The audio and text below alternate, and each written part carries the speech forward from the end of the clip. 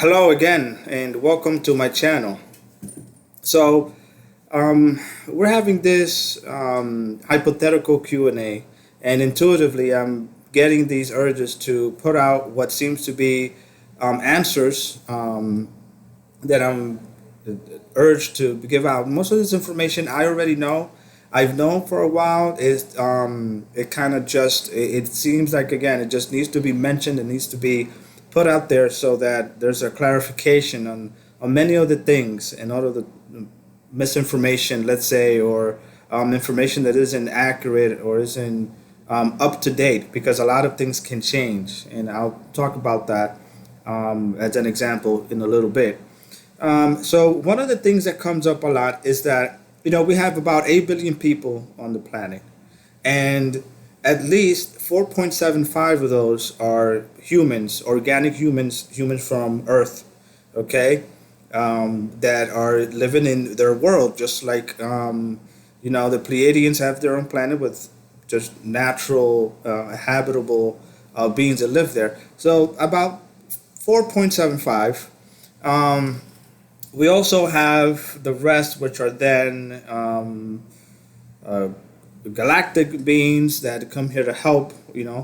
We have to understand that this planet has been under the reptilian agenda for quite some time.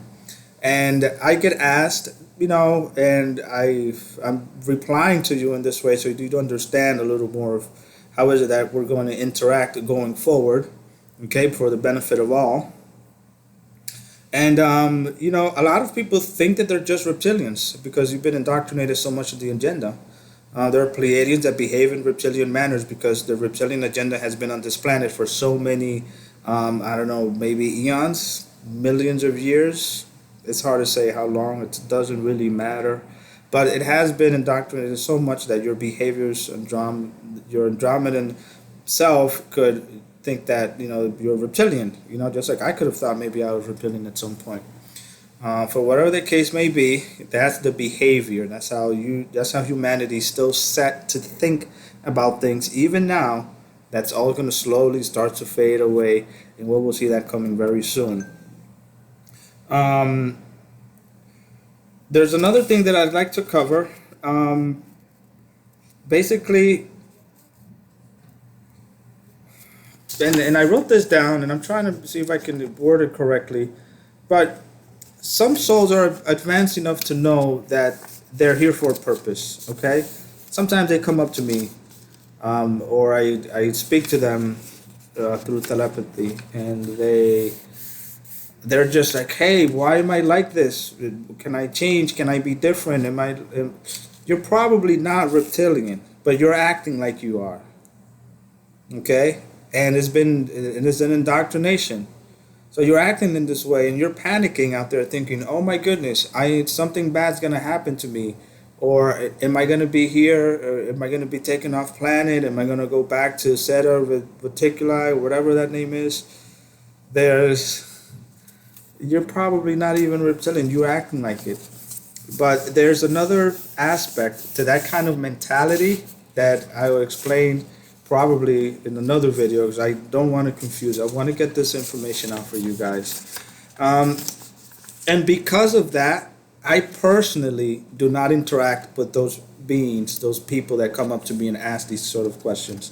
First of all, because there's free will, and there will always be free will. You can do whatever you want. You can hurt another person if you want, okay?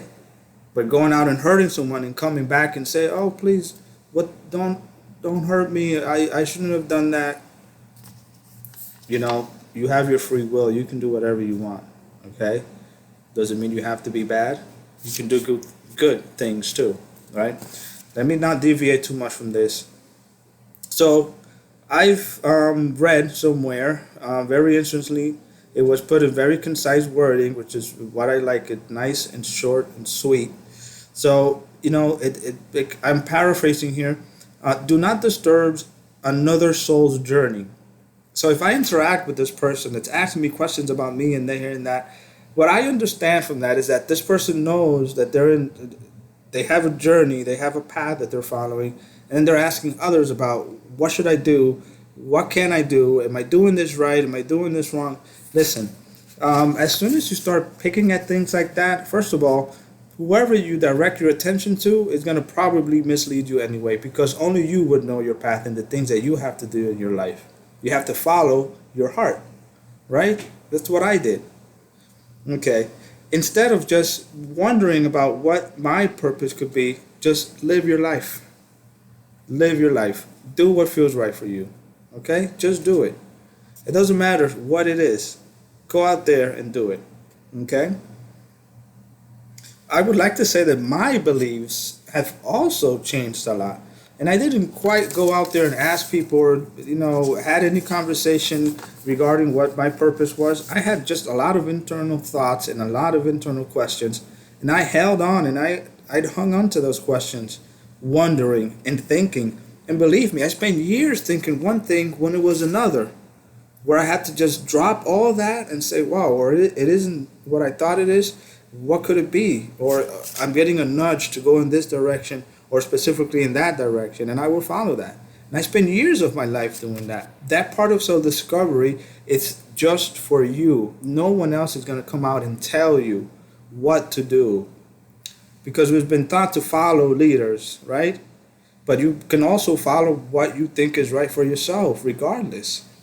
If it feels wrong for the flavor of humanity's morality for that decade or that century, it doesn't matter. Okay? So you just go ahead and take a step back, try and figure out what it is that you want for yourself, or do the things that make you happy. You like gardening, you like cooking, you like to work in a daycare because you like kids and you want to take care of them, right? Just do what makes you happy and let the good things that are bound for you come. Let them come to you.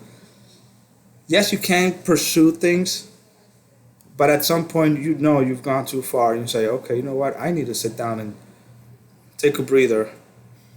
All right, what do I want, really? And you might not get to that, what do I want and what it is I want, until maybe a few months, a few weeks, and, years.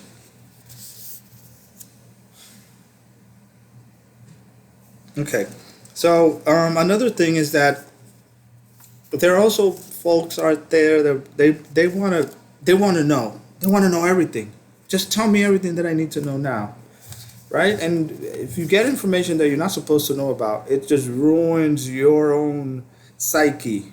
You're putting yourself information that you don't need to know about specifically, and you're just totally ruining yourself, because you could be working on something positive for yourself instead of gathering data, getting information, compiling and putting things together. For what, really? I mean, the control and the manipulation agenda is over. It exists, it used to be there, it's in the human collective, as I said before, but that is not going to be a satisfactory thing to do going forward. So now you're going to start learning how to release and let things go and say, okay, where's my baseline? Where is it that I feel like I'm okay? And let me work from there slowly. So don't skip steps, okay?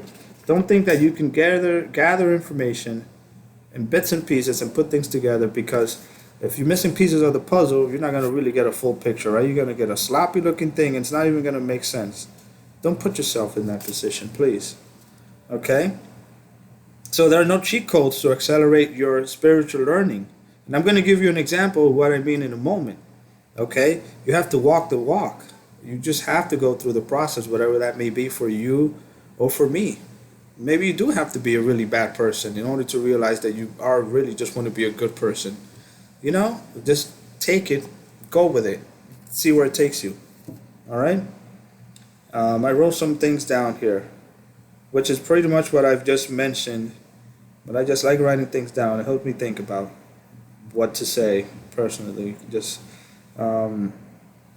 So let's see here. Individual journeys and maybe copying somebody else's results or behavior will only get you mediocre results. Mostly, it won't be the results that you're looking for. So you'll be seeing someone else being successful in a certain thing, and you say, well, let me copy that person and see how it works out.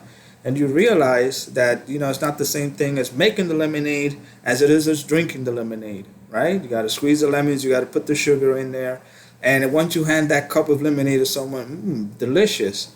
But you are the only ones that know the process that it took to make the lemonade, and that lemonade won't really taste the same to you, would it, than the person that just got it in their hand, right? Think about that for a second. Okay. So this is the example that I want to give out just to give you an idea of what a soul's journey might be. And I hope this resonates with you. Feel free to just, please, rewatch the video. It'll clear a lot of things. There's a lot of videos that I'd like to rewatch again because you just miss. The condensed information is there, but you just might miss it. So this might be something that a soul, before they become incarnate, might want for themselves. Okay?